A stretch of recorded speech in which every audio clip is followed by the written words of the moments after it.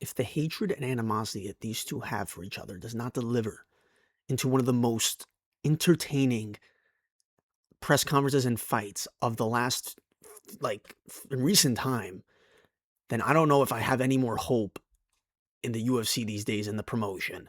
Because if there was any big fight that has that big entertainment value to it, and just with probably like the most hatred to it, and in terms of like a high profile title fight, this is that fight. This is that fight. Sean Strickland versus Khamzat Chimaev is official for UFC 328 in Newark, New Jersey. And it's been about a week since we've been able to process after the fallout and the backlash from the UFC June White House announcement. And based off the White House announcement, I think once you saw that Sean Strickland and Khamzat wasn't going to be on this, a Chechen Russian with ties to a Russian warlord, and Sean Strickland, who's just unfiltered in every way, and Paramount had to cut his mic, you knew they probably weren't going to put this matchup on the UFC White House card. And then it seemed most likely that this would be the next destination for it in Newark, New Jersey. Strickland, a patriotic American, makes sense to have him fight on a big pay-per-view in the US. And then Khamzat Chimaev, who we have not seen since last August, who has inavailability problems, is finally making his return after an injury, saying he was going to be out for some time. We're finally getting this fight, and I'm not too mad at it, honestly, because of the way this is, the hype and buildup and history behind this fight, and the very fact that we're coming off the Sean Strickland Fluffy Hernandez win. This fight honestly makes a lot more sense to make right now while you have it than perhaps a Nasruddin Imavov, who doesn't even really want to fight Khamzat because they're brothers, they're Muslim brothers, and Khamzat's his friend. They've trained together. They don't have this crazy dislike or hatred for each other. Like, they don't want to necessarily fight, although I think Imavov might have to be sidelined for a while if he doesn't want to fight Khamzat. If he wants the title, he's probably going to have to go through Khamzat. But this fight is ridiculous, and it's pretty crazy. Like, the press conference is going to be crazy. Even if the actual fight doesn't deliver, this press conference is going to be insane because of just the trash talk. Sean Strickland's going to be like, yo, Khamzat, you terrorist Chechen. Like, and bro, Khamzat's going to be like, I kill you, Sean, I kill you. Like, bro, this fight is going to be absolutely insane in terms of the buildup.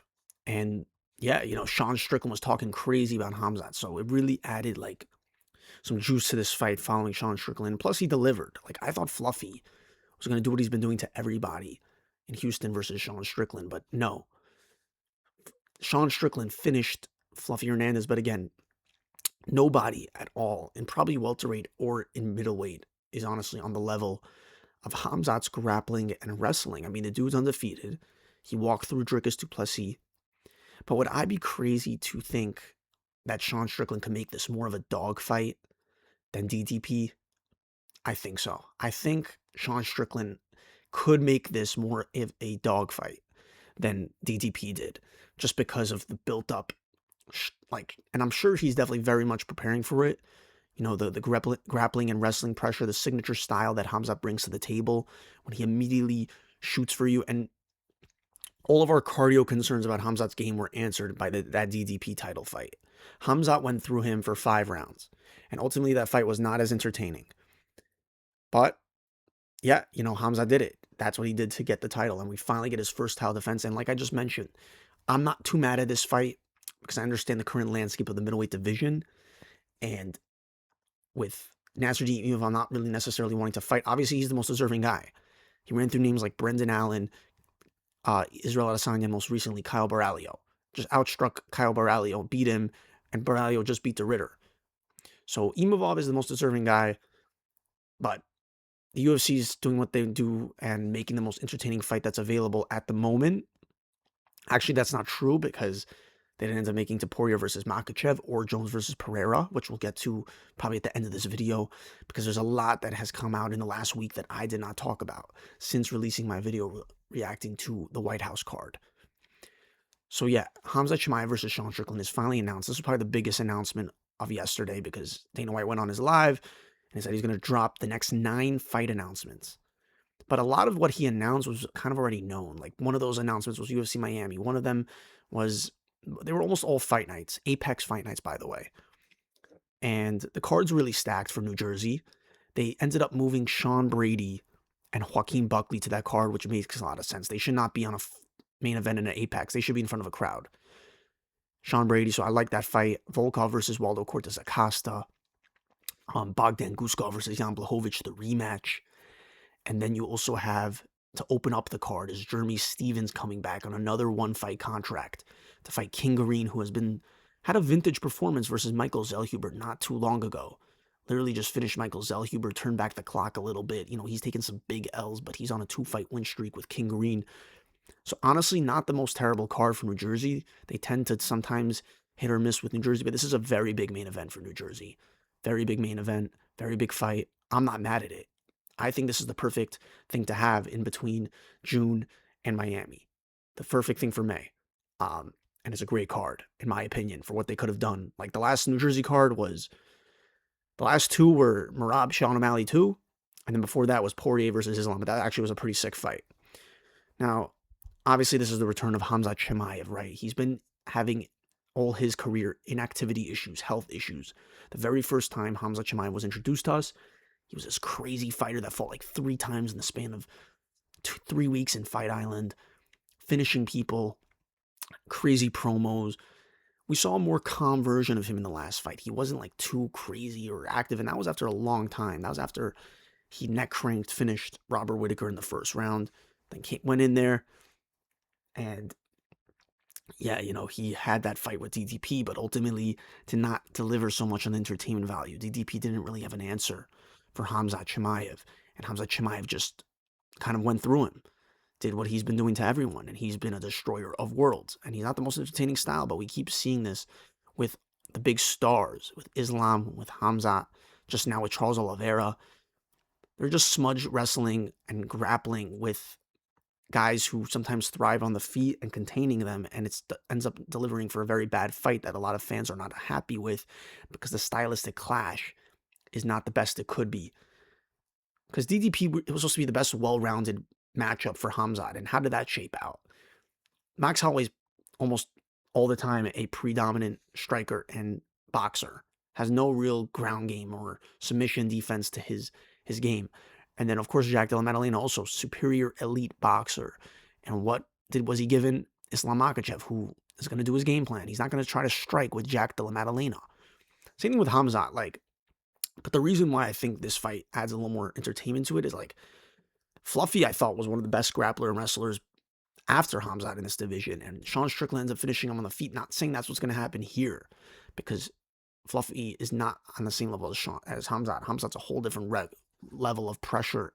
But if Sean Strickland can become a dog in this fight, and really I don't know what he needs to dig into in order to give us some kind of competitive fight with Khamzat, but if Sean Strickland could dig deep into that hatred that he has for him, that he's calling him a terrorist and all these crazy things, which honestly, I cannot wait for the stare down. I cannot wait for the face off. Even Dana White was laughing, there's gonna be so much security. It's gonna be crazy to see when they're finally face to face, because the way Sean Strickland's talking and Khamzat, the way he looks at his opponents, the way he gives off his energy, it's gonna be terrifying. But it's gonna be, and honestly, I don't even mind it. If the press conference is better than the fight, so be it. But it's some form of entertainment. We have not had an entertaining press conference in a very long time, where 2 fighters had this much hatred going into it, and there could actually be security risks. That's what you get with this fight. There could actually be security risks, which is why Dana White's joking about security. So yeah, that's kind of the main bulk of the news from last night. Then you also had a bunch of fight nights announced. Allen versus Melkazel Costa. You had Macau announced with Zhang Mingyang and Song Yadong. Song Yadong's fighting Davison Figueiredo. Aljamain Sterling and Yusuf Zalal is the new main event of UFC Vegas 116 in place of Sean Brady and Joaquin Buckley, which is a great main event, because Aljamain Sterling and Yusuf Zalal are 2 elite ground grapplers. Yusuf Zalal, he finished Josh Emmett, who doesn't have nothing for that. Aljamain's one of the best in this game. So that fight could actually be competitive, because both are great stylistic matchups for each other. What else did they announce? They also announced Bonfim versus Bilal. I guess that's the next best move you could do with both those fighters. See if Bilal could get his 3rd straight loss. I still hate Bilal Muhammad. They also, of course, reiterated what's going on for Miami. They ended up taking Dariush off the card because Torres is still injured, and now they're giving Dariush Quillen Salkild as a reward. Another dangerous guy, young and up-and-coming guy who might just flatline Dariush in the first round. In the co-main event of Perth, underneath the Prates and Della Maddalena, those two fights alone actually are pretty sick. Another showcase Salkild fight, and then Prates and Della Maddalena in a striker's delight. Who else did they announce? If I'm forgetting anything, I'm just gonna look at their page real quick. But yeah, that's pretty much it. And so yeah, a lot of fight nights, UFC 328, and that's really it. Now, I just want to quickly also talk about the news that's coming out about Topuria versus Makhachev. I can't even believe that we were so close to getting the dream fight that I've been wanting, the biggest fight that the UFC could make probably in the last 5 years. The pound for pound number one and number two guys that were the only guys to beat Volk or finish him, and the only two guys to finish Charles Oliveira. Eli Topuria undefeated. Makhachev hasn't lost in the last 10 years. Basically, yeah, the dream fight, And they're telling us that it was an issue of money that ultimately didn't end up happening at this fight, but also that Islam had a hand injury. I just can't believe that this was even in the conversations. I never could have assumed they were going to put two non-Americans, two guys from the Caucasus region, as the main event of the UFC White House. But this is the dream fight right here for me. This is really what UFC White House should have been. It should have been Jones Pereira and Makhachev Topuria. Right there, you have the greatest card of all time. But they didn't want to give the money to Jones, apparently. Jones was lowballed. Even though Dana White said he never, ever negotiated with Jones. Lies. Complete lies by Dana White in front of our faces. That he never negotiated with Jones. Like, you're going to tell me if you had a chance to have Jones on the card, you were going to put Jones in instead of Cyril Gane to fight Alex Pereira, your biggest face of the UFC from Brazil, when you have the greatest American fighter looking for one more fight? It's BS. And then Topuria versus Makhachev. Even if it's two, and I said this weeks ago, like, if you have the chance to make this fight, it doesn't matter if Gaethje's not involved because he's American. If you have the chance to make this fight, you got to make this fight. And Topuria's about that life. He asked for Islam at 170. He basically accepted the fight. Just the numbers, according to his manager, weren't where they needed to be, and they initially said absolutely not. But then they ended up finding out the next morning on Friday that it wasn't even an option because Islam's hand was injured. So then they had to go to Gaethje, who didn't even know he was on the card until Friday, which is actually crazy that they didn't have this card finalized until Saturday. That's how disorganized UFC is. Dana White on Sunday probably announced he was going to announce the White House card was finalized. It was far from being finalized. Per Ariel Helwani, the UFC is the most disorganized it's ever been when you're putting together and still confirming the biggest card you're supposed to put on the day of. Which is, again, adds to the disappointment of what the UFC is these days after they got their bag for Paramount. It's the Paramount effect. And they could just play it safe and put on the easier fights to make rather than putting in a little extra money because they don't want to make the investors upset because the investors need the profits and giving us the biggest fight possible.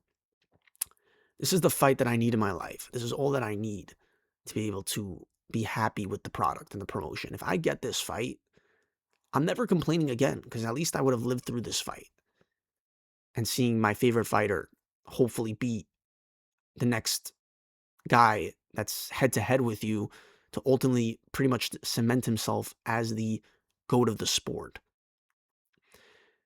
So yeah, I mean, it's crazy that they were this close to making the fight. And just with timing, Islam pulling out the injury. Now they're going back and forth. Ilya just went and tweeted, a few days after this news came out, like that Justin has to pay again for Islam's escape. Just savage tweet. And that Justin it will be quick. And Justin will wake up and not even know what, this is the kind of talk we need in the sport. At least Topuria is trying to make it interesting. And then, of course, Ali Abdelaziz goes on Islam and sends out a tweet on Islam's behalf, which was a terrible tweet. Like, it was so obvious to be him. It's a bad representation of Islam. Like, just don't respond at all if you're just going to put together a tweet like that and then have a guy like Islam respond to Ilya. Like, can we actually have Islam respond? So, who knows if we ever get this fight down the line. It could have been last summer. Instead, Topuria got Oliveira. It could have been this summer. And now Topuria's getting Gaethje instead. And now we have to wait for Islam to go through either Ian Gary or Michael Morales. But I truly hope one day we could get this fight. Maybe Ilya vacates after the Gaethje fight to fight. But honestly, I might also be really hyped about Arman versus Topuria. That's also a massive fight. And Arman said he's next. Whether Ilya vacates or not, he's next after the Gaethje fight. He just said went on the Jackson podcast and said that. So Arman Sarukian seems to be up next, which is the right thing. He already should have fought for the title back in January, or fought Ilya technically now. But once you got a guy with an interim strap, you got to respect it and honor it. So that's what we have this upcoming June. Again, it's we sit on this card, and I'll try to be more excited as time moves on. I'm sure I'll just calm down and enjoy this card once it arrives for what it is. And maybe they honestly better add a seventh fight. They should really add a seventh fight. This is not a good enough 6 fights that you could just leave it as it is. I think you need one more fight. But yeah, it's super frustrating and disappointing to know we almost got the biggest fight in Topuria Makhachev, the super fight. And whether it was because of Islam's injury or disagreement in numbers, but that's it. That's all that is going on right now in the UFC. I was a little pissed off, but these new fight announcements always make it a little better. Either way, I'm going to watch. Either way. But yeah, I was after last weekend, I'm like, oh my God, bro. The sport that I fell in love with might just be ruined. And then I really won't be excited anymore to talk about it. But we'll try, we'll try to keep it going.